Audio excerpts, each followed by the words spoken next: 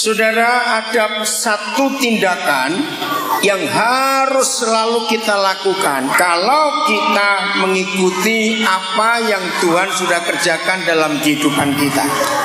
Kapan Tuhan kerjakan dalam kehidupan kita? Mari kita lihat ini. Matius pasal yang pertama. Injil Matius pasal yang pertama. Kita akan melihat. Nah, ternyata jauh sebelum kita mengenal Tuhan, mengenal satu dengan yang lain. Saya ulangi, jauh sebelum kita mengenal Tuhan dan mengenal satu dengan yang lain, sebetulnya di dalam kekekalan itu, skenario Tuhan, alur perjalanan hidup kita yang di dalam Tuhan, Dia sudah tulis semuanya begitu indah. Bisa berkata amin gak untuk itu? Ini yang kita harus kenali dalam hidup. Maka itu sesusah apa, seberat apa, setertekannya apa, penderitaan, masalah, kesulitan yang kita alami, catat, tunggu dan cari apa yang Tuhan skenariokan. Bahasa Indonesia skenariokan itu apa enaknya ya? Bukan, ya, tuliskan. Kalau saudara membuat cerita, membuat film, ya membuat drama, kan harus buat skenario dulu yang Tuhan tuliskan. Alur cerita, terima kasih. Catat ini baik-baik. Saya ulangi lagi. Kesulitan apa yang kita hadapi, keberatan yang begitu berat mengimpit kita, tekanan-tekanan yang seberat apapun juga yang kita hadapi, catat. Kembali dulu melihat apa alur cerita Tuhan yang Dia tuliskan untuk kita. Kalau tadi kita mendengar kesaksian Pur dan Yuli, kenapa tadi saya tanya, sudah berapa tahun kalian ini tinggal sama-sama di sini? Aneh bukan? Loh, betul atau tidak saudara? Maka itu saya tanya kapan tertariknya.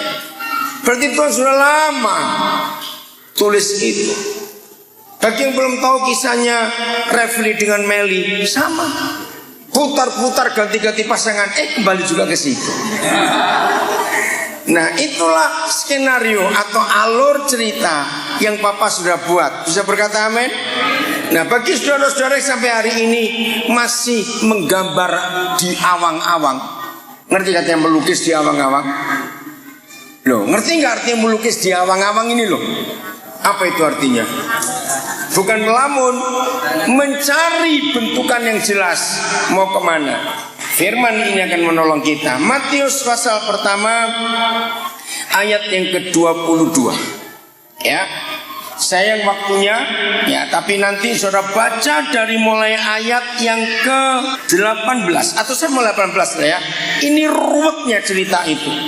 Kelahiran Yesus Kristus adalah seperti berikut. Pada waktu Maria ibunya bertunangan dengan Yusuf, ternyata ia mengandung dari Roh Kudus sebelum mereka hidup sebagai suami istri. Karena Yusuf suaminya seorang yang tulus hati dan tidak mau mencemarkan nama istrinya di muka umum, ia bermaksud menceraikannya dengan diam-diam. Maaf saya berkata, laki-laki mana yang sadar, nyentuh aja tidak, meluk juga tidak, toto pacarnya hamil? Pusing gak itu? Loh, betul gak? Enggak ngapa-ngapain. Nah, hebatnya Yusuf tidak nuduh, tidak marah-marah, tidak mengusut atau panggil polisi nanyain kenapa ini kok pacarku hamil. Tidak, dia diam-diam saja. Tetapi ketika ia mempertimbangkan maksud itu, perhatikan, setiap kesulitan, setiap masalah yang kita hadapi, wajar atau salah kalau kita mempertimbangkannya? Wajar. Tapi yang jadi masalah, dengar, siapa yang kita ajak bertimbang? Loh, betul tidak?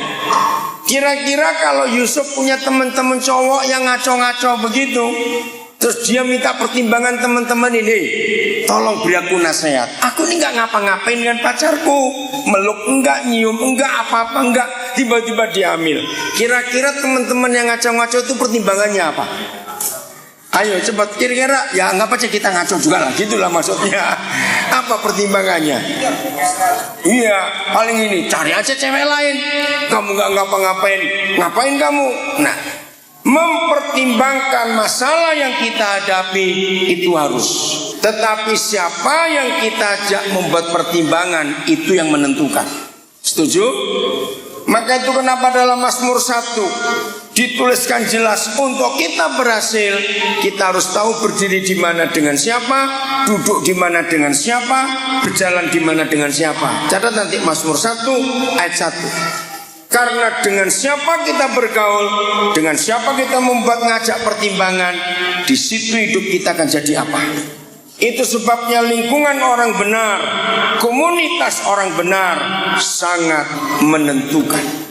Ketika Ening BBM saya, Koden setuju kalau Pur menikah dengan Yuli, langsung saya jawab, mana Bu Ening? Oh hilang. Ening, nah 100 juta persen saya setuju.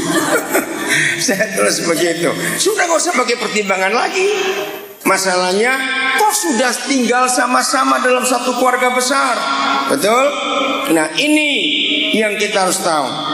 Ya, ketika Yusuf mempertimbangkan maksud meninggalkan Maria, puji Tuhan, malaikat Yahweh nampak kepadanya dalam mimpi dan berkata, Yusuf keturunan Daud, janganlah engkau takut mengambil Maria sebagai istrimu, sebab anak yang di dalam kandungannya adalah dari Roh Kudus. Saya tanya jujur, serohani-rohaninya seorang Yusuf ini bisa ragu-ragu nggak mendengar pernyataan malaikat Tuhan?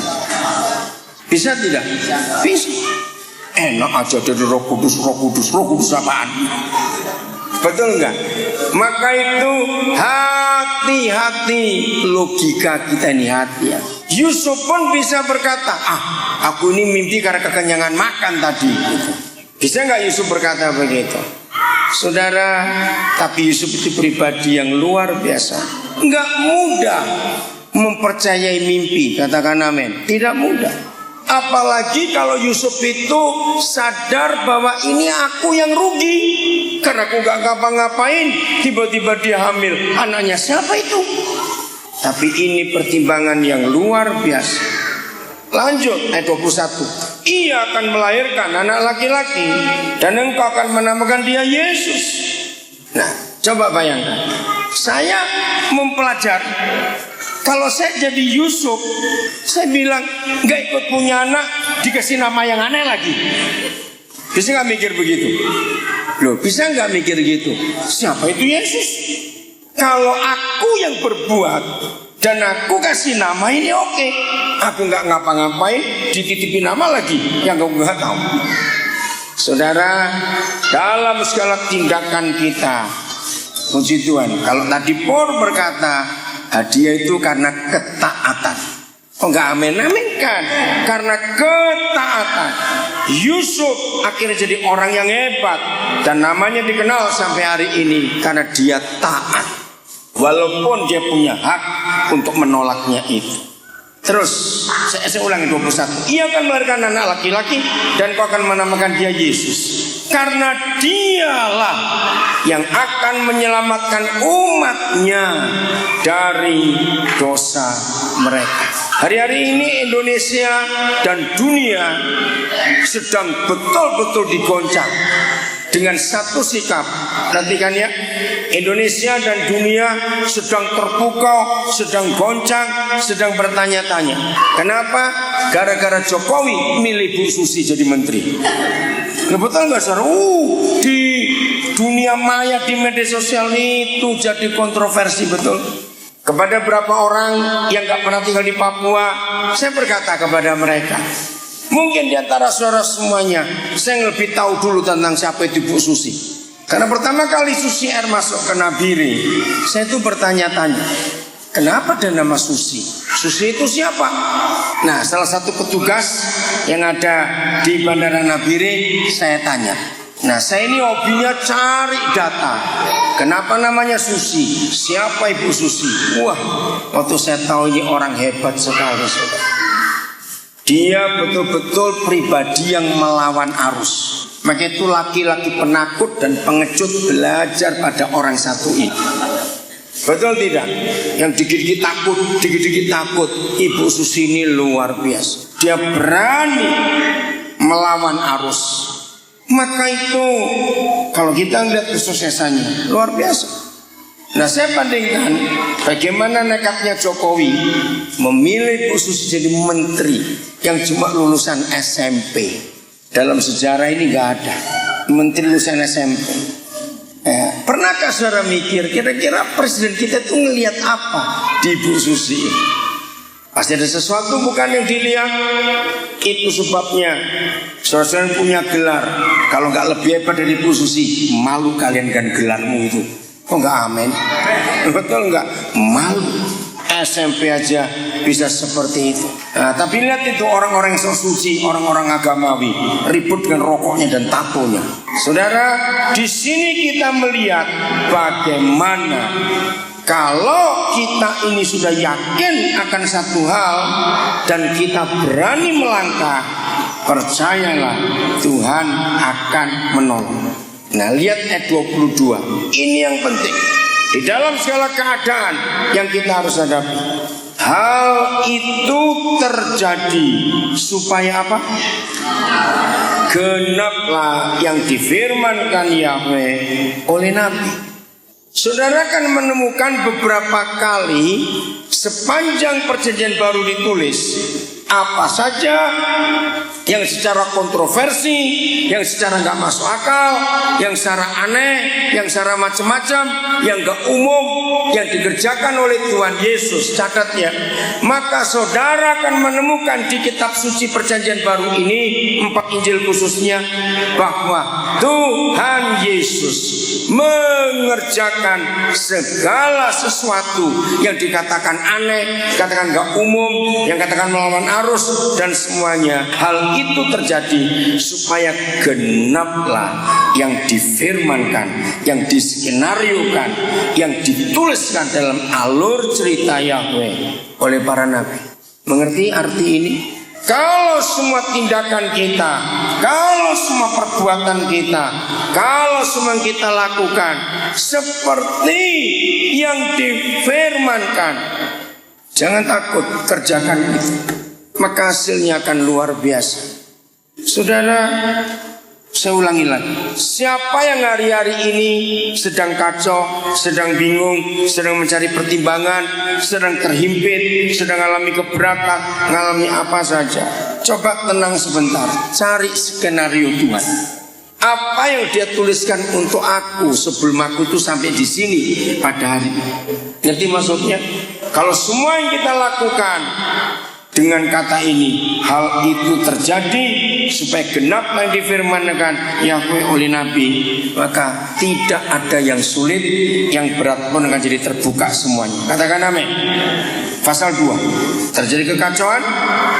Herodes tidak tahu kalau ada raja baru lahir, tapi orang-orang maju dari timur tahu. Maka Herodes merasa tersaingi. Ada raja baru lagi. Siapa dia? Pasal 2 ayat yang ke-15. Dan tinggal di sana hingga Herodes mati. Agak bingung, saya baca mulai ayat yang ke-13 saja ya. Setelah orang-orang Majus itu berangkat, nampaklah malaikat Yahweh kepada Yusuf dalam mimpi dan berkata, bangunlah, ambillah anak itu serta ibunya, larilah ke Mesir. Nanti saudara pulang lihat peta dari Bethlehem ke Mesir. Ingat zaman itu ada pesawat gak? Dia jawab, ada pesawat tidak? Tidak. Ada mobil gak? Gak ada. Bangunlah, ambillah anak itu serta ibunya, larilah ke Mesir. Bukan pergilah ke Mesir, bukan pindahlah ke Mesir, larilah ke Mesir dan tinggallah di sana sampai punya duit banyak, bisa beli rumah. Sampai apa? Ayo sampai apa? Aku berfirman kepadamu. Stop. Garis bawahi kalimat ini. Sampai ada firman yang berikut. Katakan amin, saudara. Jadi apapun juga yang kita lakukan dalam hidup ini, semua karena skenario surga. Apa firman Tuhan yang menuntun kita? Seandainya ada hari-hari ini, seandainya saya bersyukur pada Roh Kudus, hari Jumat malam saya dengan istri saya diundang untuk hadir mendoakan rumah baru dari seorang. Rumahnya mewah sekali, nggak tahu berapa puluh miliar. Setelah saya sampaikan firman, sudah doa amin mau makan. Roh Kudus bilang, jangan amenkan dulu. Yang doa bukan saya, Pak Pendeta Purba. Roh Kudus sampaikan gini, di ruangan ini ada orang-orang yang sedang marah suami istri. Ketika melihat rumah sebesar ini, istri atau suami saya nggak tahu menyalakan. Seandainya dulu kamu gak memutuskan untuk bisnis dengan orang itu, maka kita sudah punya rumah sehebat ini. Kalau seandainya dulu kamu mendengar aku, maka kamu gak akan kalah dengan saham itu. Saya cuma nyampaikan begitu saja. Pas makan, dua suami istri datang yang saya gak kenal. Bahkan yang satu sudah mau cerai. Mereka tanya, karena saya gak kenal, mereka juga gak kenal. Mereka baru tahu saya di situ. Pak Pendeta betul nggak pernah kenal kami? Kan lucu pertanyaannya. Enggak. Terus saya tanya balik sambil bawa makanan. Nah ibu bapak pernah kenal saya enggak? Enggak. Ya sudah, kenapa tanya? Karena apa yang bapak sampaikan tadi itu yang kami alami. Dua rumah kami terjual gara-gara siapa itu yang salah. Sampai anak kami yang satu nggak bisa kuliah, habis. Ya udah, ayo hari ini bertobat. Setelah agak lama datang lagi satu pasang. Ini yang mau cerai. Saya percaya si suami berkata, ini Tuhan yang bicara. Ya jelas kita nggak kenal kok. Nah saudara, maka itu setiap kali ada firman Tuhan untuk kita, jangan mempertimbangkan untung ruginya. Lakukan saja. Amin. Lakukan saja. Dalam segala. Kalau tadi Pak Leksi sekeluarga bersaksi setahun pas di Nabire, sama halnya. Padahal saya kenal mereka itu lama. Jadi mereka belum menikah. Bahkan ketemu di Lampung juga berapa kali. Kenapa? Pas Oktober 2013. Setelah sekian kali bertemu, setelah mereka cerita kali itu hidupnya betul-betul nggak tahu mau jadi apa. Ya udah, berangkat aja ke Nabire. Karena Roh Kudus suruh ajak dia. Oke. Saudara, apa saja yang kita lakukan, lakukan ini sampai aku berfirman kepadamu. Amin. Firman apa? Saya nggak tahu, video masih ingat. Pertama kali saya ketemu dia masih SD. Pas saya mengunjungi ke rumah kakaknya, dia tuh pulang sekolah naik sepeda mini. Terus saya cegat di jalan. Saya nggak tahu kalau itu adiknya Mbak Ana. Lihat apa yang Tuhan firmankan kepada kita. Sampai aku berfirman kepadamu, baru boleh pindah, maksudnya karena Herodes akan mencari anak itu untuk membunuh dia. Maka Yusuf pun bangunlah, diambilnya anak itu serta ibunya malam itu juga, lalu mereka menyingkir ke Mesir. Saya tanya kepada saudara, susah atau gampang mengajak pindah sebuah keluarga mendadak begitu? Susah. Tapi Yusuf taat. Pertanyaannya, setaat-taatnya seorang suami, istri baru melahirkan, mikir enggak? Ayo, kalau diajak pindah mikir tidak? Cepat mikir. Biasanya istri pertanyaannya apa kalau diajak pindah suaminya? Ada nasi enggak? Ayo, pertanyaannya apa biasanya kalau istri mau diajak pindah suaminya? Ayo, paling tidak pertanyaannya apa seorang istri? Nah, kalau di sana bagaimana? Ada rumah tidak? Kerja apa dan sebagainya? Ya dekat. Oh ya pasti saya tahu ini jauh ini. Mana Mesir kok.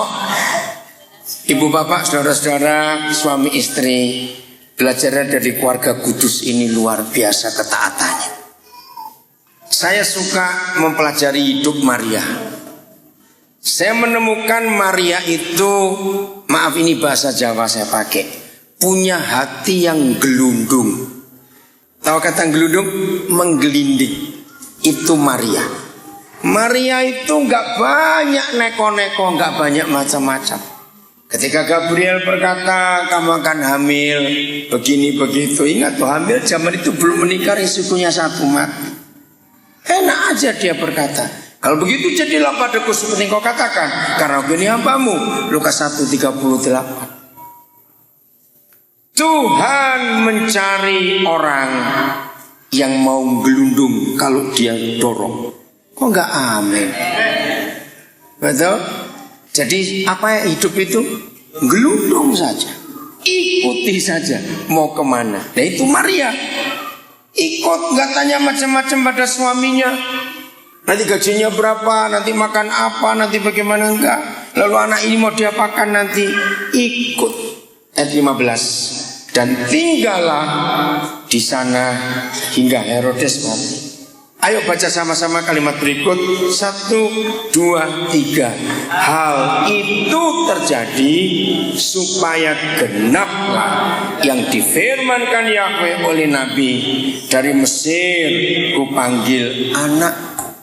Jadi semua perjalanan hidup Yesus Kristus Tuhan sudah diskenariokan lebih dulu supaya genaplah yang difirmankan. Maka kalau kita hidup betul-betul berjalan sesuai dengan firman Tuhan, maka kita akan menang. Ayat berikut, ayat 17. Ya, nanti sisanya cari sendiri. Dengan demikian apa? Genaplah firman yang disampaikan oleh Nabi Yeremia. Dan ini nggak enak nubuatan yang ini, saya nggak usah baca. Tapi ini konsep penting dalam perjalanan hidup iman kita pada akhir zaman ini. Saya ulangi lagi, siapapun di antara kita yang mendengar firman ini, yang hari ini sedang dalam kesulitan, sedang dalam tekanan, sedang dalam masalah berat, jangan mempertimbangkan dengan orang yang salah. Amin. Khususnya saudara, siapa yang diam-diam merencanakan akan meninggalkan Nabire, saudara enggak akan bilang-bilang, jangan meninggalkan Nabire dulu sebelum saudara yakin betul bahwa Tuhan sedang punya rencana untuk hidup saudara. Ingat itu.